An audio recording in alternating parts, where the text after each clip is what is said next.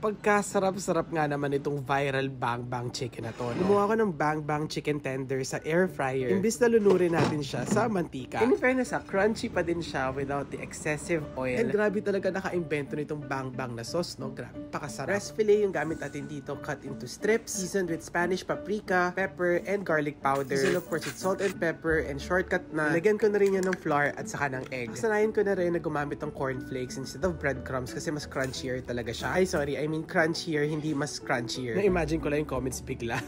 Tapos ayan, in-air fry ko lang siya 5 minutes on each side. I lightly sprayed lang siya with oil para lang mag-crisp pa siya ng konti. Yung Bang Bang sauce, mabilis lang pala, 4 ingredients lang. Mix in your mayo, sriracha, or hot sauce, tapos sweet chili sauce, and then I thin it out with milk lang. Kayo na bahala gaano ka-heavy yung coating na gusto nyo. Light lang or indulgent, kayo na bahala. And I season mine with green onions and chili flakes. And ganun lang kasimple. Hindi na nangamoy mantika yung bahay kasi air fry lang. Meron na tayong Bang Bang chicken tenders. And is it safe to say that this is healthier? Maybe yes, maybe not. Dahil doon sa Bang Bang sauce. Pero kasi worth it naman kasi grabe, ang sarap niya talaga. Enjoy!